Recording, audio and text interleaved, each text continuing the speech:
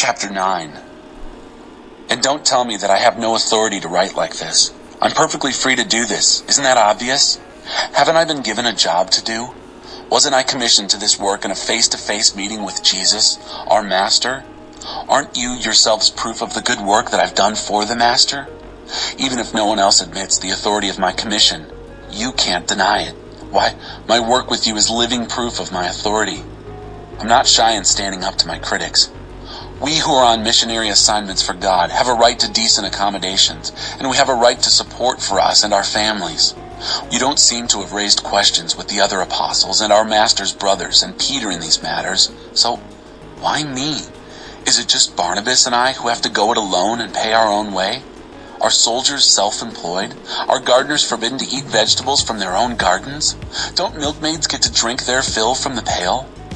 I'm not just sounding off because I'm irritated. This is all written in the scriptural law. Moses wrote, "Don't muzzle an ox to keep it from eating the grain when it's threshing." Do you think Moses' primary concern was the care of farm animals? Don't you think his concern extends to us? Of course. Farmers plow and thresh expecting something when the crop comes in. So if we have planted spiritual seed among you, is it out of line to expect a meal or two from you? Others demand plenty from you in these ways. Don't we, who have never demanded, deserve even more? But we're not going to start demanding now what we've always had a perfect right to. Our decision all along has been to put up with anything rather than to get in the way or detract from the message of Christ. All I'm concerned with right now is that you not use our decision to take advantage of others, depriving them of what is rightly theirs. You know, don't you, that it's always been taken for granted that those who work in the temple live off the proceeds of the temple, and that those who offer sacrifices at the altar eat their meals from what has been sacrificed? Along the same lines, the Master directed that those who spread the message be supported by those who believe the message. Still, I want it made clear that I've never gotten anything out of this for myself, and that I'm not writing now to get something. I'd rather die than give anyone ammunition to discredit me or impugn my motives. If I proclaim the message, it's not to get something out of it for myself. I'm compelled to do it, and doomed if I don't. If this was my own idea, or just another way to make a living, I'd expect some pay. But since it's not my idea, but something solemnly entrusted to me, why would I expect to get paid?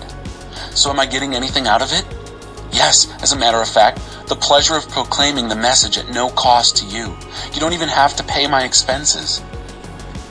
Even though I am free of the demands and expectations of everyone, I have voluntarily become a servant to any and all in order to reach a wide range of people. Religious, non-religious, meticulous moralists, loose-living immoralists, the defeated, the demoralized, whoever. I didn't take on their way of life. I kept my bearings in Christ, but I entered their world and tried to experience things from their point of view. I've become just about every sort of servant there is in my attempts to lead those I meet into a God-saved life. I did all this because of the message. I didn't just want to talk about it. I wanted to be in on it. You've all been to the stadium and seen the athletes race. Everyone runs, one wins. Run to win. All good athletes train hard. They do it for a gold medal that tarnishes and fades. You're after one that's gold eternally. I don't know about you, but I'm running hard for the finish line. I'm giving it everything I've got. No sloppy living for me. I'm staying alert and in top condition. I'm not going to get caught napping, telling everyone else all about it, and then missing out myself. Chapter 10. Remember our history, friends, and be warned. All our ancestors were led by the providential cloud and taken miraculously through the sea. They went through the waters in a baptism like ours, and Moses led them from enslaving death to salvation life. They all ate and drank identical food and drink, meals provided daily by God. They drank from the rock, God's fountain for them that stayed with them wherever they were. And the rock was Christ. But just experiencing God's wonder and grace didn't seem to mean much. Most of them were defeated by temptation during the hard times in the desert, and God was not pleased. The same thing could happen to us. We must be on guard so that we never get caught up in wanting our own way as they did. And we must not turn our religion into a circus as they did. First the people partied, then they threw a dance. We must not be sexually promiscuous. They paid for that. Remember, with 23,000 deaths in one day. We must never try to get Christ to serve us instead of serving him. They tried it, and God launched an epidemic of poisonous snakes. We must be careful not to stir up discontent. Discontent destroyed them. These are all warning markers, danger, in our history books, written down so that we don't repeat their mistakes. Our positions in the story are parallel. They at the beginning, we at the end, and we are just as capable of messing it up as they were. Don't be so naive and self-confident. You're not exempt. You could fall flat on your face as easily as anyone else. Forget about self-confidence. It's useless. Cultivate God-confidence. No test or temptation that comes your way is beyond the course of what others have had to face. All you need to remember is that God will never let you down. He'll never let you be pushed past your limit. He'll always be there to help you come through it. So, my very dear friends, when you see people reducing God to something they can use or control, get out of their company as fast as you can. I assume I'm addressing believers now who are mature. Draw your own conclusions. When we drink the cup of blessing, aren't we taking into ourselves the blood, the very life of Christ? And isn't it the same with the loaf of bread we break and eat? Don't we take into ourselves the body, the very life of Christ? Because there is one loaf, our manyness becomes oneness. Christ doesn't become fragmented in us. Rather, we become unified in him. We don't reduce Christ to what we are. He raises us to what he is. That's basically what happened even in old Israel. Those who ate the sacrifices offered on God's altar entered into God's action at the altar. Do you see the difference? Sacrifices offered to idols are offered to nothing. For what's the idol but a nothing? Or worse than nothing, a minus, a demon. I don't want you to become part of something that reduces you to less than yourself. And you can't have it both ways, banqueting with the master one day and slumming with demons the next. Besides, the master won't put up with it. He wants us, all or nothing. Do you think you could get off with anything less? Looking at it one way, you could say, anything goes.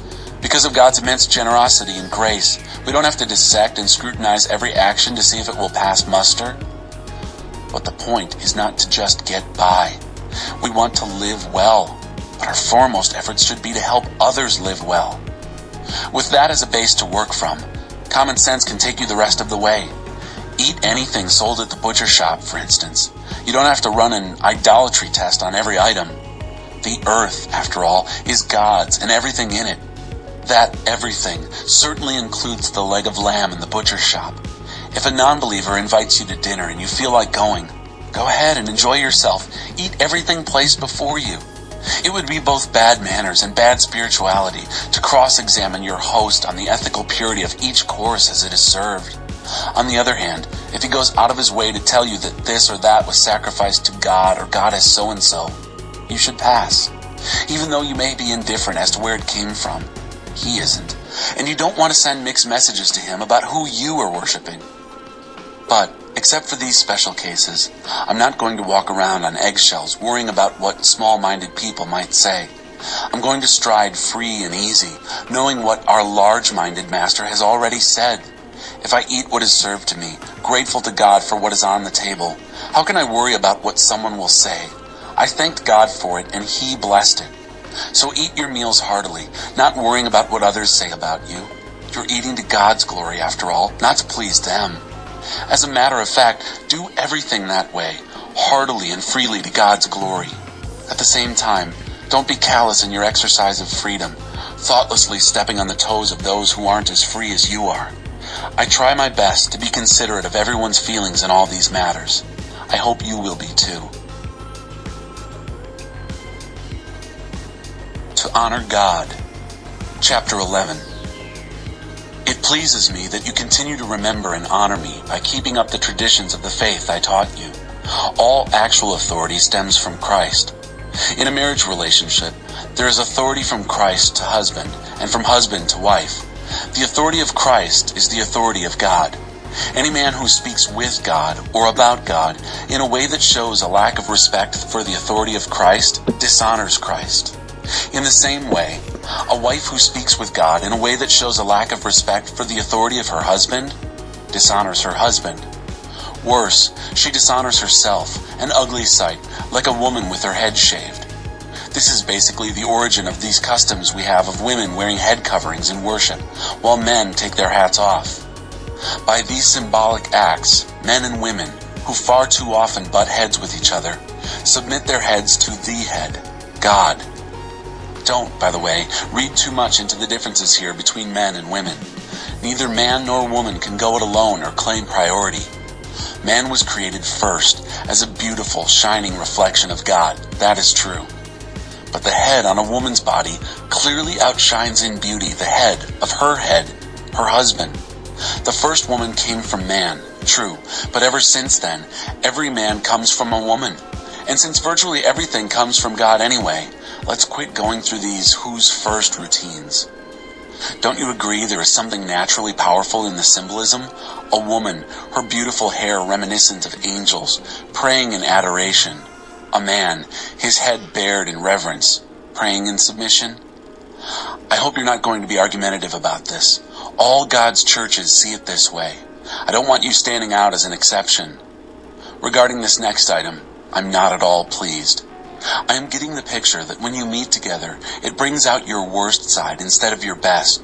First, I get this report on your divisiveness, competing with and criticizing each other. I'm reluctant to believe it, but there it is. The best that can be said for it is that the testing process will bring truth into the open and confirm it. And then I find that you bring your divisions to worship. You come together, and instead of eating the Lord's Supper, you bring in a lot of food from the outside and make pigs of yourselves. Some are left out and go home hungry. Others have to be carried out, too drunk to walk. I can't believe it. Don't you have your own homes to eat and drink in? Why would you stoop to desecrating God's church? Why would you actually shame God's poor? I never would have believed you would stoop to this, and I'm not going to stand by and say nothing. Let me go over with you again exactly what goes on in the Lord's Supper and why it is so centrally important. I received my instructions from the Master himself and passed them on to you. The Master Jesus, on the night of his betrayal, took bread. Having given thanks, he broke it and said, "This is my body, broken for you. Do this to remember me." After supper, he did the same thing with the cup. "This cup is my blood, my new covenant with you. Each time you drink this cup, remember me." What you must solemnly realize is that every time you eat this bread and every time you drink this cup, you reenact in your words and actions the death of the Master. You will be drawn back to this meal again and again until the Master returns.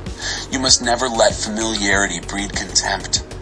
Anyone who eats the bread or drinks the cup of the Master irreverently is like part of the crowd that jeered and spit on him at his death. Is that the kind of remembrance you want to be part of? Examine your motives, test your heart, come to this meal in holy awe.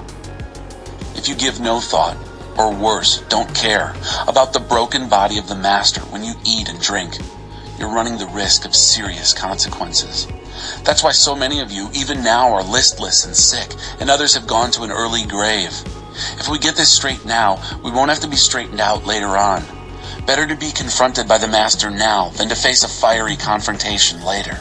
So, my friends, when you come together to the Lord's table, be reverent and courteous with one another. If you're so hungry that you can't wait to be served, go home and get a sandwich. But by no means risk turning this meal into an eating and drinking binge or a family squabble. It is a spiritual meal, a love feast. The other things you asked about, I'll respond to in person when I make my next visit.